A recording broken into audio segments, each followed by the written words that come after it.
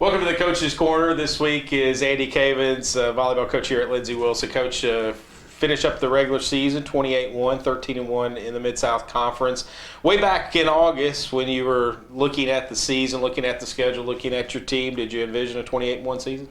I think that's kind of a tough thing to say even then, but I thought with our roster we would be pretty talented. We had a couple of tough tournaments in there that I thought we'd maybe take a loss here or there, but we did a nice job at Missouri Baptist and obviously hosting here early. And then we took a tough one to Georgetown middle of the season after Yin went out and that first match without her, but the girls bounced back and have found a nice balance, and I think we've been the favorite in every match and we've taken care of business. Let's talk about when Yin went down. I know anytime you lose a player that contributes as much as Yin does to the club, there's always some maneuvering that goes on, especially those first 2 or 3 matches after she's injured. How difficult was the transition, and how have the girls, stepped up when they had to? Sure, and it's more than just transitioning, for Lauren Street sliding in for Yin, because it's more Lauren has to pick up the load that Yin left, but also more people have to pick up more of a load offensively because Yin brings such dynamic offense and just she's able to produce more offensively, so that put a lot more pressure on Ellie Burke as a freshman to score on the right side. And I thought Grace Blomstead's really stepped up and just become a much bigger offensive threat the second half of the season, and the numbers show, and I think her confidence continues to grow, and the girls have more confidence in her, so it's just definitely proven to be an extremely balanced group and a balanced offense. And I think that was the only way we were going to survive losing a first-team All-American talent like Yin, and they've responded in spades. How different is it for Mac, your setter, Mackenzie Montana? How different is it for her not having that go-to person in Yin and how she distributes the ball?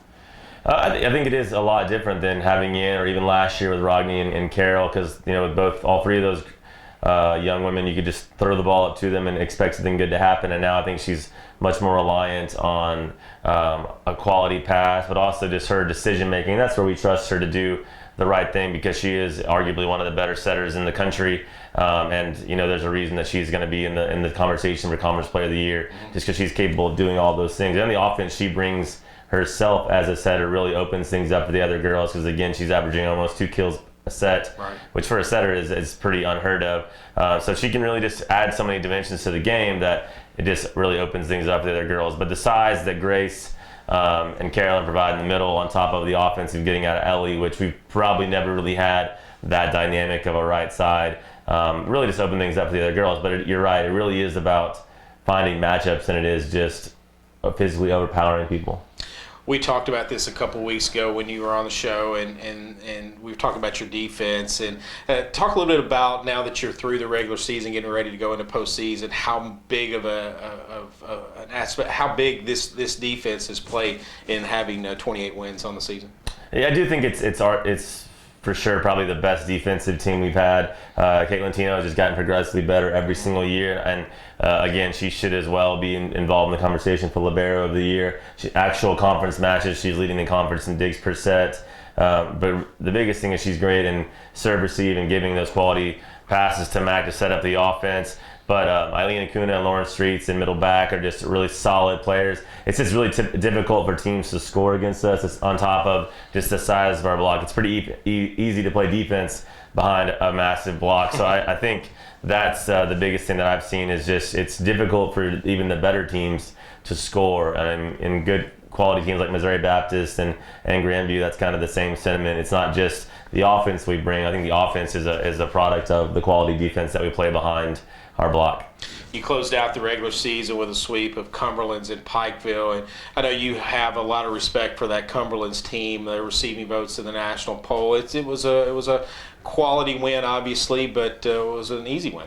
Sure, and I do have a lot of respect for Catherine and what she's done there the last couple of years as the program continues to rise. They beat us 2 years ago. They beat Georgetown earlier this year. So we just really wanted to hammer home that message to the girls that this is a team that's capable of beating any team, so we can't take it lightly. And to our girls' credit, they did an awesome job of just setting the tone early in that first set. I think it was 25-13, and really just never looked back. I mean, Cumberlands really honestly was never even in the match at any point I felt like we controlled the tempo the entire time, and the girls just did an excellent job of playing loose but playing with a purpose, and that's what I want to see. It's that fine balance of being assertive but not being tight, and that's what we want to see going into this tournament this coming weekend.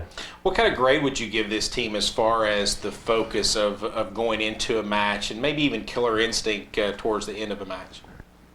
I think they do better against good teams than they do against poor teams. I think that's the interesting dynamic. But when we're playing good teams that the girls know can do something against us, they have a tendency to really tighten up and clamp and make it impossible for that team to get on any rhythm. They did it against Cumberlands, they did it against St. Thomas, they did it against Missouri Baptist. The list kind of goes on, and even Georgetown in that fifth set at home, we did a nice job of just really controlling the pace of the game, and that's what we got to do. And going out to the national tournament, we just keep hammering that home, is those teams aren't going to give you a bunch of points, so you got to go out there and really assert your will and just maintain that level of quality play the entire time.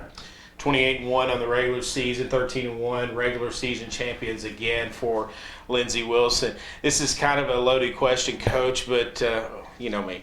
But where's the confidence level? Obviously, it's got to be high, winning 28 of 29 games going into postseason.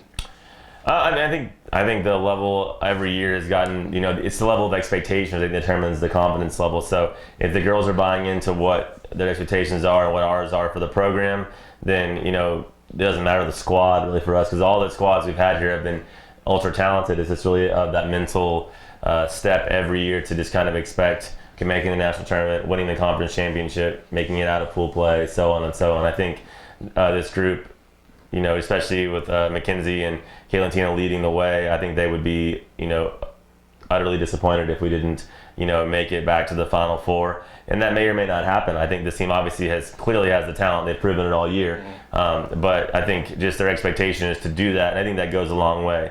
There's a fine line between expectations and just entitlement. And I think they do a good job of continuing to work all the time. And as we introduce new players into the system every year, just those stalwart people like Alexa Just and Mackenzie really do a good job of helping the new girls adjust to what our expectations are, both as a coaching staff and as an institution, athletically, and what the team should accomplish. So I definitely think that we have the potential to make a strong run, hopefully get all the way to the championship this year. But it's just going to be about us continuing to play disciplined and push forward. But I really like this team, and I would be shocked if we weren't in the conversation at the end of the year. You know that you're going to be in the national tournament. You're getting ready to kick off postseason with the conference tournament coming up starting this Thursday down in Bowling Green. How important is these next 3 days for this team in particular? How much have you talked to any about it at all, about wanting to make sure that you go into the national tournament on an upswing and winning the conference tournament title?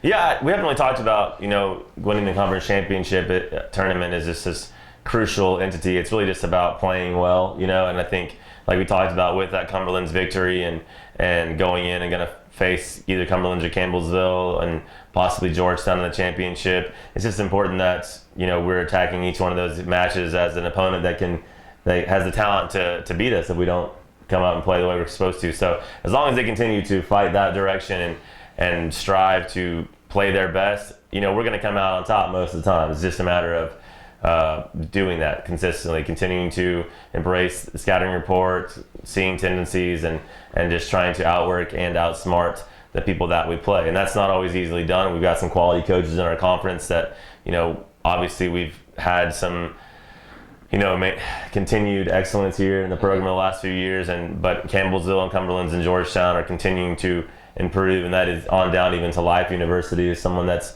on the border of being really, really good. So we've just got to stay focused on each match as it comes to us, and then move on to nationals, and then you're just kind of up with the luck of the draw with the pool when it comes to nationals. Hopefully we can get a quality seed and make some noise out there. Coach, congratulations on a great regular season. Good luck in postseason. Thanks for your help, guys. That's Andy Cavins, head volleyball coach here at Lindsey Wilson College. Blue Raiders back in action this Thursday, noon Central Time at South Warren High School in Bowling Green, Kentucky. They'll take on Shawnee State in the quarterfinals of the Mid-South Conference Volleyball Tournament again Thursday at noon Central Time. For Coach Andy Cavins, I'm Chris Wells. Thanks for joining us in the Coach's Corner.